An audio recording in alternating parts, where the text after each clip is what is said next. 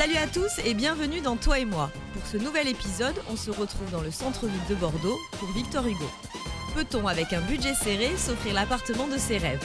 Oui, à condition de faire appel à un architecte créatif. Exemple on ne peut plus parlant dans cet appartement de 45 mètres carrés. Élodie Gachard a monté son agence il y a quelques mois, en mars 2014. L'Atelier Miel est une agence polyvalente et pluridisciplinaire. Élodie, que désiraient tes clients? Alors en fait, ils recherchaient un appartement dans un immeuble pierre en plein centre-ville. Donc une petite surface et en fait un appartement assez éclairé. Et le but, c'était justement de faire appel à un architecte pour optimiser un maximum cette surface et essayer de retrouver toutes les fonctionnalités en fait, d'un grand appartement dans une petite surface. Voilà. Et le but donc, final, c'était de ramener aucun meuble à part le canapé et le lit. En fait. Voilà.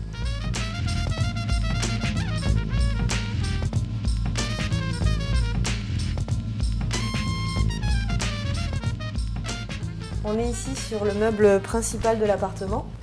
Oui, alors en fait sur ce meuble il y a plusieurs fonctionnalités. En fait déjà on monte sur l'espace du podium pour accéder à la bibliothèque, donc où il y a plein de rangements. Et en fait on a en dessous on a des caissons donc, de rangement sur des roulettes. Et on a la table de salle à manger aussi, donc derrière, qui est rangée ici, qui peut se sortir sous plusieurs formes.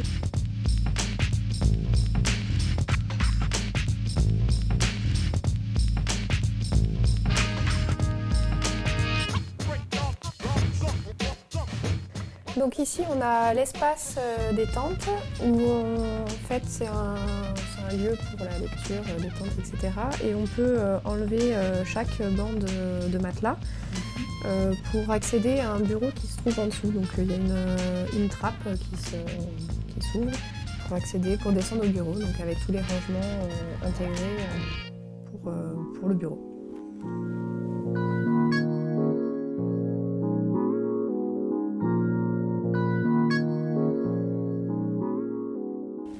Donc là, on est devant le meuble qui sert de cuisine et l'escalier qui permet d'aller à l'étage. Oui, alors pour la cuisine, le but c'était de pouvoir avoir une cuisine donc, tout intégrée, mais qui ait le moins d'impact possible sur l'espace du séjour. Donc en fait, quand on ouvre, donc on a tous les électros intégrés sur l'arrière. Donc on a le lave-vaisselle qui se trouve à côté, après on a plein de rangements sur l'autre partie. On a le micro-ondes et une étagère là au-dessus. Et en fait le but c'est d'avoir un peu comme une cuisine péninsule en fait, où on vient tourner autour. Oui, il n'y a pas de fixation. Voilà, c'est ça. Donc avec l'espace ici en fait, où on est déjà dans l'escalier, on a accès au frigo et au congèle, et avec les rangements aussi sur le côté. Ouais. Très bien.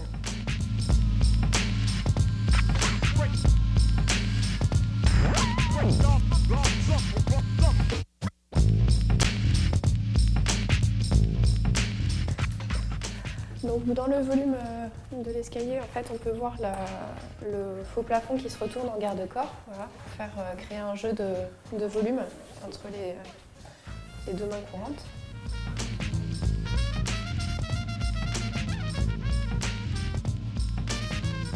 Donc là, on a la chambre. Voilà, avec, alors ça, c'est le volume du dressing. Ah, super. Voilà. Ah ouais, ça c'est top. Ah, c'est génial. Dans l'épaisseur comme ça? Ouais. Avec, encore un autre placard où tu as repris le même bois? Là, c'est toujours le même bois. Voilà, on essaye de rester homogène. Donc il y a le meuble à peu près similaire de l'autre côté.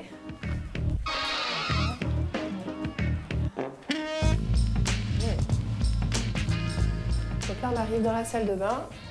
Alors la salle de bain, ça change un peu de matériaux. Donc on a c'est du marbre en fait brossé, voilà, sablé brossé.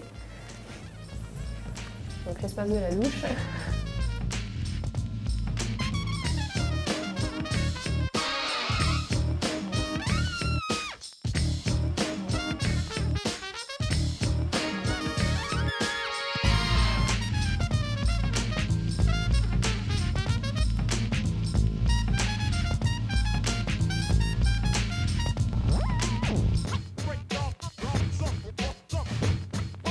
Allez, on récapitule.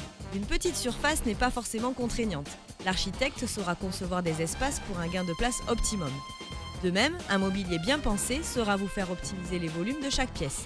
Ici, par exemple, le mobilier de la pièce principale est multi-usage. Pour plus de renseignements, n'hésitez pas à contacter le 308, le lieu de l'architecture à Bordeaux.